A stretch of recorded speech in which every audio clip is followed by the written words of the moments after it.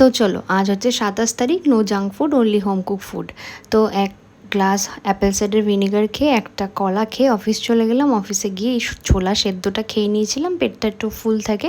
আর লাঞ্চে আজকে নিয়ে গেছিলাম সুন্দর করে একদম কম অয়েলে চাউমিন, মানে অনেক কিছু উপর থেকে স্যালাডসও দেওয়া ছিল, এগ চাউমিন ছিল, আমি বানিয়েছিলাম, খুব ভালো হয়েছিল খেতে। তো সেটা খেয়ে নিলাম। আর বিকেলবেলা 1 কাপ কালো চা আর একটা বিস্কিট খেলাম। আর ডিনারে আজকে অনেক কিছু ছিল সুন্দর করে।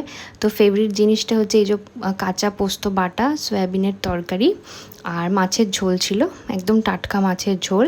তো আচ্ছা, তোমরা কারা কারা সয়াবিনের তরকারি খেতে ভালোবাসো একদম সিম্পল করে, আর কারা কারা এই যে কাঁচা পোস্ত বাটা খেতে ভালোবাসো? কাঁচা পোস্ত বাটাটা কিন্তু এমনিতেই মানে পেটের জন্য খুব ভালো, খাওয়া উচিত। তো আমার তো খুবই ভালো লাগে, আমাদের বাড়িতে প্রায়ই হয়ও এটা। আর এই যে মাছটা আজকে বাবা এনেছিল, খুবই ফ্রেশ, একদম টাটকা, একদম পাতলা করে ঝোল করেছিল মা। তো সেটা দিয়ে আজকে ডিনারটা খুব ভালো করে কমপ্লিট করলাম। আর শেষ করলাম এই 1 কাপ গ্রিন টি খেয়ে, যেটা এখন একটা ছোট্ট হ্যাবিটে পরিণত হয়েছে আমার। তো চলো বাই, আবার নেক্সট ব্লগে